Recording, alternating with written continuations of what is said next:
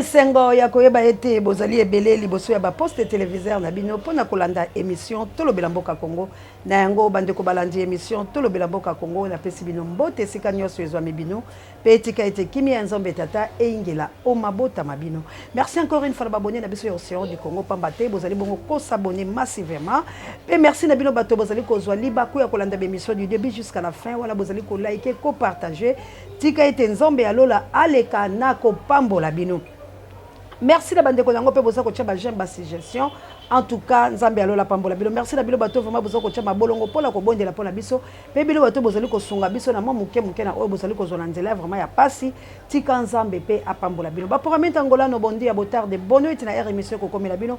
Mamour d'Angola na mokite na Florence ya Matondo Mido. Bande ko balandi vraiment na makambo ezali ko leka la République démocratique du Congo. Bande ko nanga eza ko pesa soni, eza ko pesa pasi pe ma pamba te. Ba congolais auto zali ko nyokwama, ba congolais auto zali vraiment na ba problème baike kasi tala lolenge biso to zali ko lia kanyaka pe to zali ko mi bongola pe ko la kisala yi molongo mobimbake ba kongo mani bazali bongo ba lokia ye kolo ya bango moko ya solo moto alobando ki ya vina yo zali seyo ayeba ki penza malamu pamba te boni yo moko zali ko mi boma bande ko nanga tala likambo o esengeli biso to tcha maboko tala tina etumbala biso na sengi na ba peuple congolais partout bozali bolanda video na bokebi pe boyeba ete yango nde ezali etumba ya ba congolais botika kongo to na botika ko mibungisana makambo oyo biso so sengeli to tcha miso yango nazali ko lakisa bino kabu ya l'homme puissant soko za kontala ngai tchela biso na no vidéo oyo ebongo toyeba ndenge nini toyeba ko analyser la scène. La situation au Congo n'est pas du tout comprise par les médias occidentaux. C'est assez pédant, c'est assez prétentieux de le dire. Mon pays, vu de l'Europe, donne une toute autre image. En fait, l'Europe agit comme un miroir, ce qu'on appelle l'effet miroir. Lorsque vous regardez le Congo à travers les médias, à travers le prisme des médias occidentaux, vous découvrez des choses que vous n'auriez sans doute pas découvertes en vivant sur place. Quelle est la situation en République démocratique du Congo aujourd'hui? C'est une situation absolument ubuesque, aberrante. C'est une situation où même le vocabulaire a été totalement falsifié. Par exemple, l'AFDL, l'Alliance des forces démocratiques pour la libération du Congo, qui a renversé Mobutu le 17 mai 1997. On a prétendu que c'était une rébellion congolaise. Mais non, c'est une milice armée Tutsi. On a dit que le FCD Goma de Maître Azarias Ruberwa, qui fut vice-président de la République, on a dit que c'était une rébellion congolaise. Je suis désolé, Azarias Ruberwa est un Tutsi rwandais. Donc c'est une milice rwandaise. On a prétendu que le CNDP, le Conseil national pour la démocratie ou le progrès, je ne sais pas, de Laurent Nkunda Batouare en général, on a dit que c'était une rébellion congolaise. Ce n'est pas vrai, c'est une milice rwandaise. Parce que Nkunda Batouare était un Tutsi rwandais. On a prétendu que le M23, et ainsi de suite. Donc, il y a donc le premier crime qui a été commis au Congo, c'est un crime de sémantique, de vocabulaire. Tout a été falsifié. Et cela a été falsifié de façon délibérée. Pourquoi? Parce que le Congo aujourd'hui se trouve dans une situation de guerre de type ethnique. Le Congo est occupé par une ethnie, les Tutsis, venus du Rwanda. Le génocide, je dis les génocides, il y en a eu 4 au Rwanda. 4 génocides qui ont été perpétrés au Rwanda, les uns par les Tutsis, les autres par les Hutus. Eh bien, ces génocides ont visé uniquement le Congo. C'était un prétexte, c'était un alibi pour envahir le Congo. Tant et si bien qu'aujourd'hui, le chef d'État congolais, Joseph Kabila, de son vrai nom Hippolyte Kanambe, est un Tutsi rwandais. Il a mis les pieds pour la première fois à Kinshasa le 17 mai 1997. Et quand il est arrivé, c'était comme exactement un immigré clandestin. C'est un immigré clandestin. Il est venu à Kinshasa sans passeport, sans visa, dans les bagages de l'AFDL. Et quand il est arrivé, il ne parlait pas le lingala, il ne parlait pas le français, il ne parlait pas le chiluba, et il s'exprimait en swahili, mais le swahili de Tanzanie, où il a vécu, où il est né apparemment. Donc, et ce monsieur, donc, imaginez-vous que un immigré clandestin, un sans-papier, débarque dans un pays, et 3 ans et demi plus tard, il devient chef d'État. C'est une situation unique depuis que la planète Terre existe, peut-être même dans le système solaire. Donc, un immigré clandestin qui devient chef d'État 3 ans et demi après son arrivée. Ça ne s'est jamais vu dans le monde. Voilà la situation dans laquelle se trouve le Congo. Donc, une situation d'occupation ethnique. Ça, c'est la cause. Cette cause a entraîné des effets désastreux. Actuellement, un génocide est perpétré au Congo. Tout récemment, près de 90 personnes ont été abattues à Béni. Tout le monde s'est excité dessus. Mais on ne dit pas pourquoi. Il semble, mais je n'ai pas vérifié l'information, qu'on a découvert des gisements de pétrole dans le sous-sol de Béni. Donc, on veut éliminer la population pour que les multinationales pétrolières viennent exploiter de l'or noir chez nous. Eh bien, aujourd'hui, le bilan des morts au Congo s'élève autour de 8 millions. C'est donc, depuis la fin de la Deuxième Guerre mondiale, le conflit armé le plus long et le plus sanglant. Le plus sanglant parce que ça fait quand même, il y a 8 millions de morts. Le plus long parce que cette guerre a commencé en septembre 1976. Et elle se poursuit encore, ici et maintenant, en 2014, au mois de novembre 2014. Or, il y a aujourd'hui au Congo plus de 52 armées étrangères qui ont soit déjà foulé le sol du Congo, soit y campent encore aujourd'hui. Vous savez que la MONUSCO, la mission des Nations Unies, semble-t-il pour la stabilisation du Congo, se trouve au Congo depuis une bonne douzaine d'années. 21 000 casques bleus au Congo. Et la région la plus militarisée, là où la MONUSCO est la plus active, c'est justement la région du Nord Kivu, où s'est perpétré le massacre de Béni. Alors je me pose la question, que fait la MONUSCO? Contre qui se bat-elle? Ne me dites pas que la MONUSCO qui a des drones, qui a des chars d'assaut, des hélicoptères de combat, va se battre contre des minables petites milices Tutsis qui ne comptent même pas 5 000 personnes, alors que la MONUSCO compte à peu près 21 000 personnes, n'est-ce pas? Et dans la MONUSCO, aujourd'hui, vous avez même les troupes du Malawi, de Tanzanie, d'Afrique du Sud. Vous savez que la France a envoyé, a dépêché l'opération Artemis pour aller chasser un rebelle, cette fois-ci un vrai rebelle congolais, Thomas Lubanga, dans le district de l'Ituri. Vous savez que les Américains maintiennent au Congo une force qui s'appelle l'Africom, la force de stabilisation du Congo.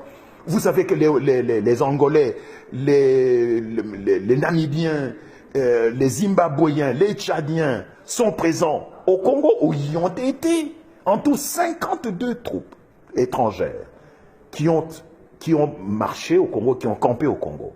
Donc, c'est ce que les stratèges militaires américains appellent la première guerre mondiale africaine. Donc, la première guerre mondiale africaine se déroule au Congo, mais les médias n'en parlent pas. Je suis désolé, je regarde TF1, je regarde France 2, je regarde les chaînes belges, je regarde CNN, je regarde France 24. À aucun moment, les journalistes ou les correspondants de presse qui sont sur le terrain, les envoyés spéciaux, les agences, les envoyés des agences de presse, comme Reuters, UPI, Associated Press, aucun de ces journalistes n'a jamais souligné cette dimension de guerre ethnique et cette dimension de première guerre mondiale africaine. Et finalement, cette guerre prendra fin au Congo lorsque les Tutsis débarrasseront le plancher. Il n'y a pas de Tutsis congolais. Il n'y a pas de Tutsis congolais parce que le Tutsi n'est pas une langue parlée au Congo.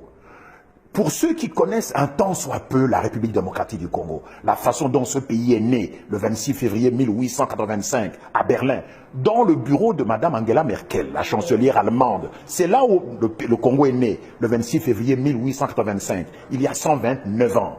Pour ceux qui connaissent un peu l'histoire du pays, de ce pays-là, ils savent que Léopold II n'a jamais mis les pieds au Rwanda, que le Rwanda fut une colonie allemande jusqu'en 1919, c'est-à-dire après la défaite de l'Allemagne, après la Première Guerre mondiale, que de ce fait, Léopold II ne pouvait pas prendre un territoire de l'Allemagne, n'est-ce pas? Donc, il n'y a pas de Tutsi congolais parce que le Tutsi n'est pas une langue parlée au Congo. Tous les Congolais d'origine appartiennent à des ethnies dont la langue est la même que le nom que porte l'ethnie. Par exemple, moi, je suis Yansi. Eh bien, le Kiyansi, ce n'est pas seulement une communauté ethnique, c'est une terre et c'est une langue. C'est la même chose avec les Baluba, avec les Nande, les Bashi, les Houndé, les Tetela, les Songé. Oh, il y a combien? Il y a entre 400 et 800 ethnies au Congo. Voyez-vous? Donc, on est en train de semer la confusion, de laisser les Tutsis nous massacrer Parce que, évidemment, ces Tutsis sont instrumentalisés par les multinationales, particulièrement anglo-saxonnes, pour qu'ils deviennent les garants, les gestionnaires, les administrateurs du nouvel ordre mondial qu'on veut instaurer en Afrique. Mais, évidemment, vous comprendrez pourquoi la France intervient personnellement dans ces anciennes colonies. C'est pour empêcher que le nouvel ordre mondial en Afrique soit établi, soit instauré au détriment des intérêts français. Voyez-vous, il y a aujourd'hui des forces, des puissances économiques, militaires et financières qui voudraient s'emparer du précaré français, du précaré colonial, des anciennes colonies françaises, où la France puise ses matières premières, comme au Niger. Le Niger, comme vous le savez, est le deuxième producteur mondial d'uranium, où se trouve l'Areva notamment. Donc, on veut instaurer, les multinationales veulent instaurer un nouvel ordre mondial en Afrique. Et pour cela, elles veulent détruire les anciens États hérités de la colonisation et donc contester les anciennes frontières. C'est ça qui se passe au Congo. C'est ça qui a failli se passer au Niger. C'est ce qui a failli se passer en Côte d'Ivoire. Voyez-vous? Et même ce qui se passe au Nigeria avec Boko Haram, c'est une déstabilisation généralisée de l'Afrique pour permettre l'instauration du nouvel ordre mondial en Afrique.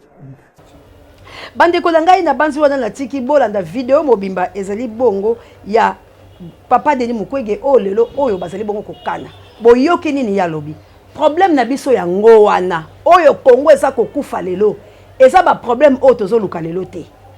Problème ya Congo ya ngo wana. Papa Denis Mukwege a expliqué, le professeur Denis Mukwege a expliqué makambo elekaki. A expliqué nani azana kati ya base. Ndenge nini makambo ezosalama na Congo yango wana ba peuple congolais totika kobungisa etumbala biso yango wana. Longwa na ba divergence au sein la biso siko tala base etumbala biso yango wana. Tina tokendaki to longola Kabila na mboko yo bolandi ako bien. Et pas professeur Denis Mukwege. Merci encore une fois maman Célestine. Bolandi bino nyonso.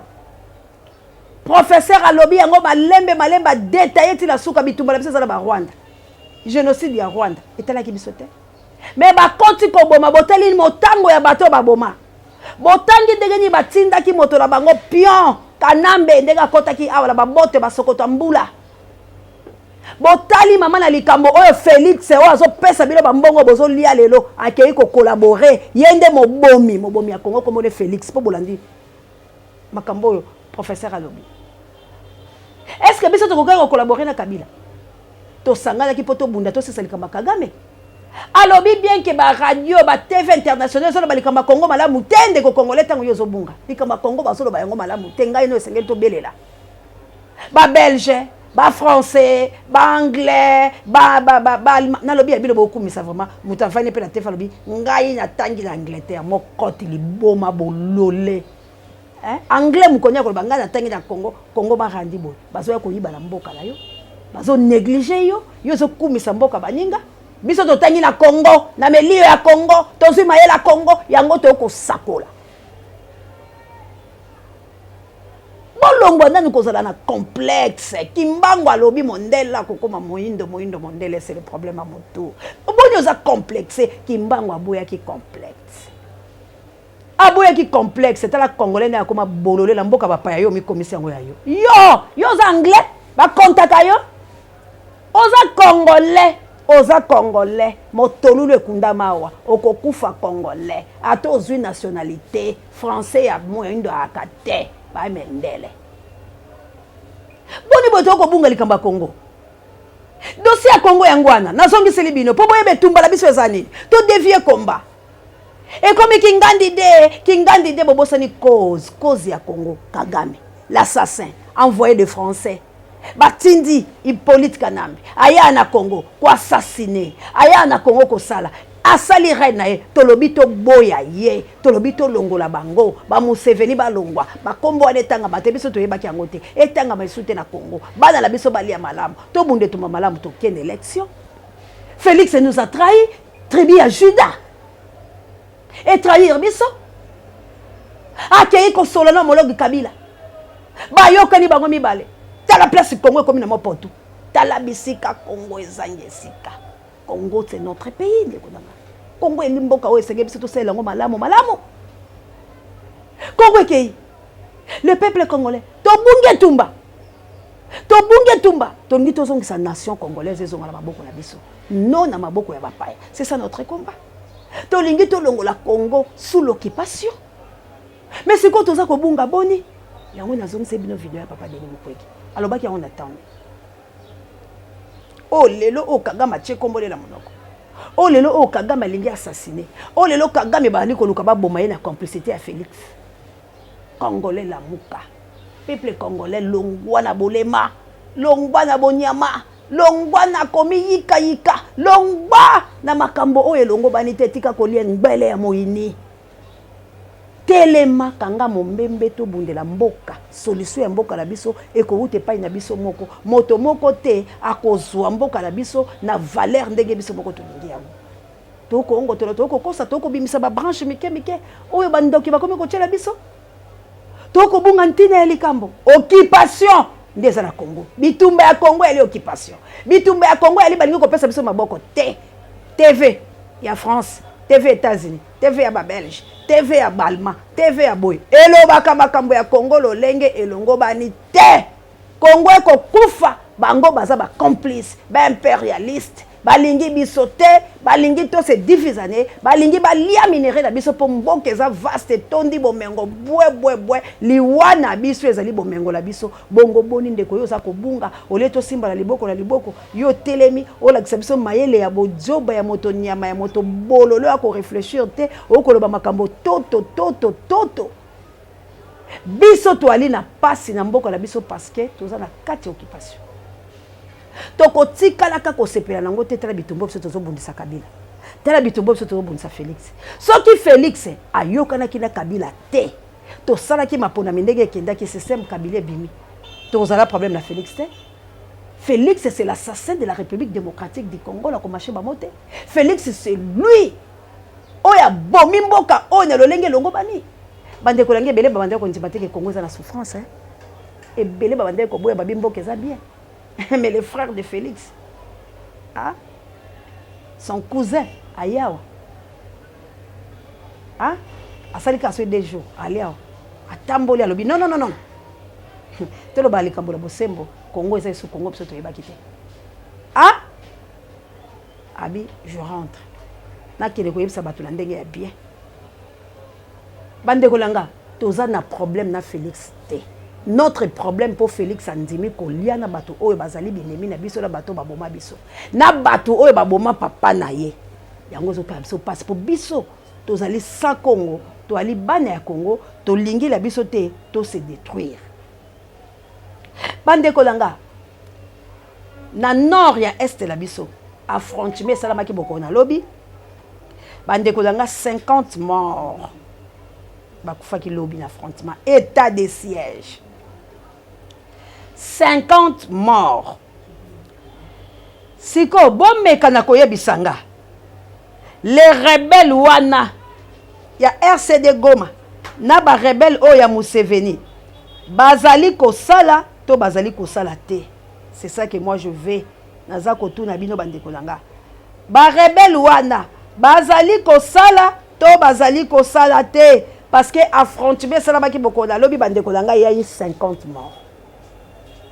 Congo ekolo bango te na ba media bakolo bango te oyo yoki bani balongola soki PDG RTNC parce que soit disant lobaki makambo ya oyo salama kite eza ba biloko lokuta parce que eza na ba biloko ezo salama o na bango ezo sala bango passe attaquer ba patriote attaquer ba congolais.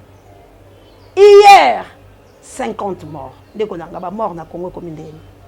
Mokoto ko sala statistique. Est-ce que il y aura des Congolais?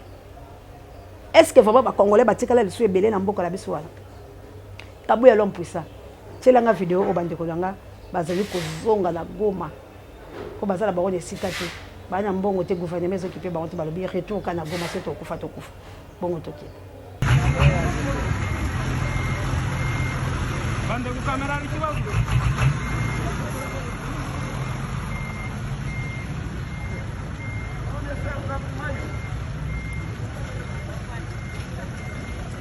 Baba no seu avuganye nabo.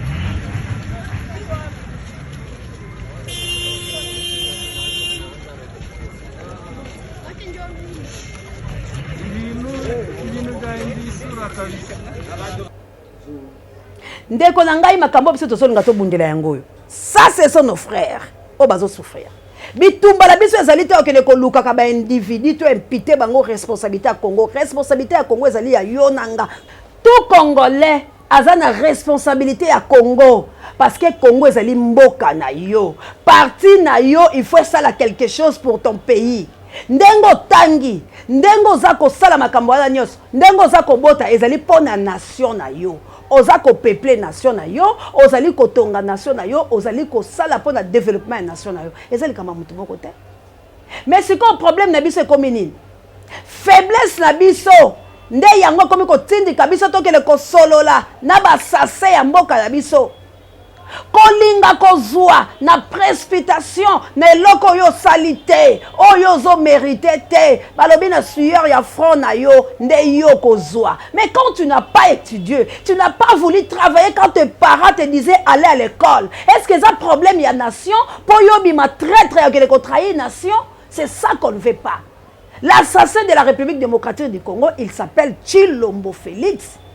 Parce que ayoki ata parent na yete qui disait bon kangelanga rwandais wana oh lelo papa Denis Mukwege avait dit ça depuis longtemps le professeur que c'est tout là on lui a envoyé dans notre pays pour nous tuer, pour nous assassiner. Alors quand on a compris que Hippolyte Kanambe oyazali délégué envoyé spécial yaba rwandais biso le soto sanga lokwa mutu moko poto benga na système wana mboka la biso poto longola batu mabela mboka la biso. Mais aujourd'hui Nanyo a trahi Abisso. Hein? C'est pas Tribi à Judas? C'est pas Félix? Akayi Boutou qu'on lit à Bamba quand on a ma vidéo. Oh, bah, soldat, bah, bah, limité, bah, yo, bah, sur les 30 000. Ah, Wangani. Alors, bis, qui n'a pas un bon, on a pas proposer. Le coup, t'as mouive. Yango, bon, yangote. Aujourd'hui, tu as souffert. Bon, lit l'anga de années. Et ça, quand impité ma responsabilité, bah, tu as mutu à mabe, et ça, lit la biso, tous ensemble. Biso, bah, tous conscients. Tous ensemble, nous les Congolais. Pour te refouler encore une fois. Félix, c'est na Kabila, là, bah, tu n'y soana. Alors, tous hommes qui les sont dans combat. C'est qu'il faut créer une stratégie. Pour te dire, bah, traître, nous sommes bima. Pour ngaïna yo, tout comme libre. Nous voulons la paix. Tous on a besoin de qui met tout étendu en boka la biso. Regarde les lobes, on a battu des bazongawan. Makolo, bah, nesika kofandate. Tango yozo lingo liengbele bayini. Tango yozo linga, oza la tribu ya Juda, bako exterminer yo. Parce que toko prier Nzambe, Dieu nous a révélé. Alors eloni toko sala toko lapide bino. Toko boma bino tina dernière finale. Tribu wane ko exister les sous. C'est pas moi, c'est la parole de Dieu, ça va s'accomplir. Bande ko langa bolimbi se tolobi ke tolo bananu. Ko yamba ta tozo yamba boyo. Tozo zo rappeler ma solution. Qu'est-ce que nous voulons? Ma peuple congolais. Tozala na souci ya mboka na biso tozala batu ya bolingo totika kokele ko se comploter contre biso moko. Péché ya congolais alingi kolia kanyaka. Péché ya congolais aza faiblard. Péché ya congolais aza troubadour. Péché ya congolais alingi ko salate, alingi facilité, place à kuti masanga, place à kuti biloko. To voyager to moni nde tozala kala mboka bapaya. Yango wana ba détecteur biso mingi yango wala pe ba osala biso mabebele moko mona un chinois na mboka na biso awa ayena lipa pe toboka tititi akomi patron amoneli ka biso moko akomo somba mapangu na biso akomi ko somba to komi ko tekela ye okomi ko boya tande ko no kongola va na ndako na tozo mona ngo ebele ndele ba ndeko la biso moko ba congolais bazo bimisa biso po chinois azwa ndako wala mais pas chinois osala ngo bongo te tozala bolingo te to moni ngo ba Nigeria ba okota na mboka na biso ba ye basali ba plage ba komi ko utiliser ba congolais ba komi ko kanisa ba congolais bango ba komi ko fana ba dondo to sala statistique na te ba matongela biso wana na bazando la biso na okuta race ni ezebele mais bilo so bokela ba mboka na ba oluka bilo ta mususu wana botongile bango ba otonga ba mboka na biso te po ani laisser aller les qui faut to boye eloko wana tozala amour oui tozala nation ya Nzambe oui. Mais il faut tout ça biso pe na monde. Mutazo ya kokota na paradis. Il faut la conforme à la loi spirituelle. Il faut tango sokota la Congo parce que Congo c'est le paradis terrestre. Tango mutazo ya aroyebi ke daki kozwa richesse. Tango mutazo ya awa basali prière dans les botane. Kende kuna na paradis. Tango kozongela biso za mutu munene. Alors il faut ba norme za la kokota la kata paradis. To kota mutu so bongo te yango ne tozo lité lelo. Tozo lité pour la nini. To tia mboka na biso to kangisa yango malamu. mboka la biso ezala malamu tango muto akoma akozali kola congolais tazala se ya congolais mobeko ya wala bino na bamboka bapaya c'est besoin mikolo ya koleka bapaya wala mboka na bata bapesi bino ba nationalité balo ba d'origine mais français nga na landi débat la hôtel ko tshela bino awa mwasi wana azolo bani ese mutabonga akoma président mboka azolo bala ba noir ni alobi ngai na sala droit ko bokola mindele ba français po ba na place au kelete be bino bo double okolia a okelolia pe l'Afrique makamba alo bala biso yango na hein bakoki kopesa bino avantage akoleka te lokola bana ya mboka na bango moko mpola nini bayebi ke bino bokotokola bokela bamboka na bango mais ntango bazoya apone biso tozopesa bango avantage koleka bana mboka mpola nini français akoma motala pere nko il faut bakanga bango bazwi entreprise mobimba ya bacongolais entreprise pétrolière bazwi yango mobimba na mwanda pere nko ekoma ya bafrançais est ce que mwanda eza france bango baolukaka bisika ozotokola mboka bango bazwa yango tolobi tobunde tumba ya bavaleur tozobunde tumba ya kozongisa Congo na originalité nango eno ya kolia kanyaka ya Félix tout homme tout congolais oazolia mbongo ya Félix oyeba ete ozali considéré comme rwandais tango elubela ezoya okokende tokolimbisa o te parce que ozali ennemi ya Congo. Comment voulez-vous peuple le souffrir? Ba koko na ba ko souffrir, ba ndeko na ba neve ba nièce ba oncle na ba ko nyo comme awa. Ozoko kapeta musoti de la bango ngbelete. Ta musu banda ba buka miranda ko tindaka bango ba buka. Lelo changement ba donne. Ozoko question tonga te botika na portail ezate. Mais au vandi au comme ko sepela ba pesa ko 10 milliards ba calculer bilo na $10,000. $10,000 ezelo ko ni so sali makaso lokala. Hein? $10,000 ezelo ko ni. Bo sala ba salaire ba 2,000 ba 3,000 ba 4,000. Bon, sans pas quand ça 10,000 euros, bon, on comprend aussi pas la 10,000 et on sait le connu. Bande Kolanga, Nayeko Beta Bela, avec les chaînes de libération. Et c'est qu'à auto analyser ensemble. Et c'est qu'à auto ça qu'on sensibiliser, tout ça les veilles patriotiques, tout ça qu'on mobiliser. Et c'est qu'à auto ça mato ganga ton zeme les wa, to tche mutu pour l'amboka la biso. Nous voulons la paix, to boy désordre. Bande ko balandi. Nazali ko senga.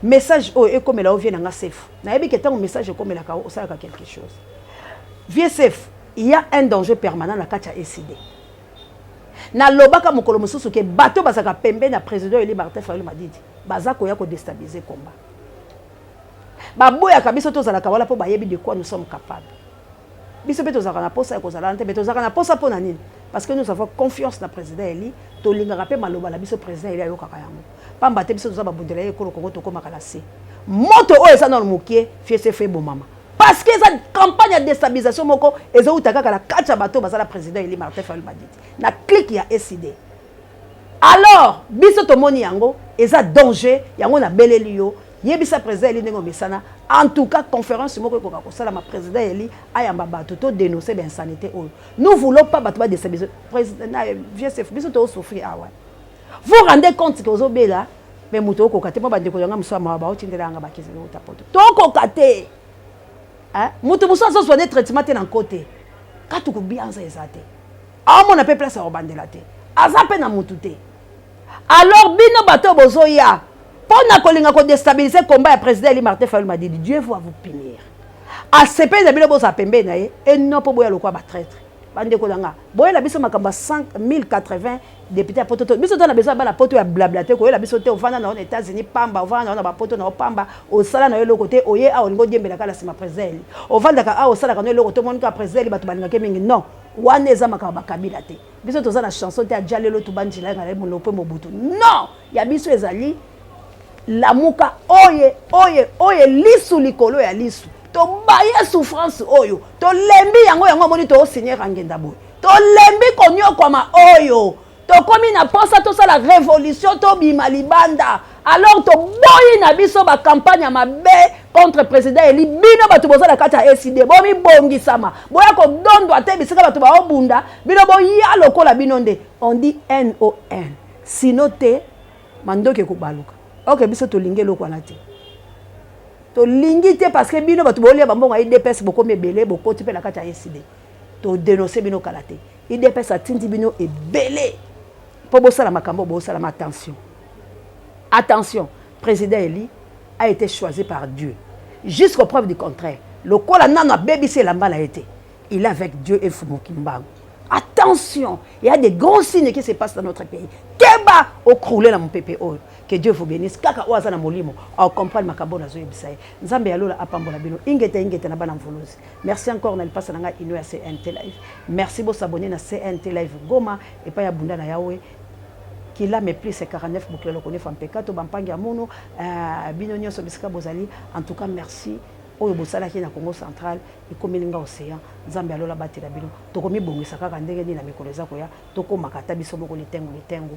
merci encore une fois na South Africa na autorité morale ya océan de la presse congolaise mon autorité morale ya ngai moko na South Africa merci na Guy Lompinga père double na Cape Town épée na nana Lompinga Guy maman mapasa pe binonyo so bonanga apôtre Doudou partout vous êtes que Dieu vous bénisse na Djobour wapi Pretoria bino to na linga bino merci na bino to na France na États-Unis na Canada partout tous ala bino ensemble masolo to beta ya ngonde to za ngo siko posa to komi na méthode ke osali mabe longba kinolala.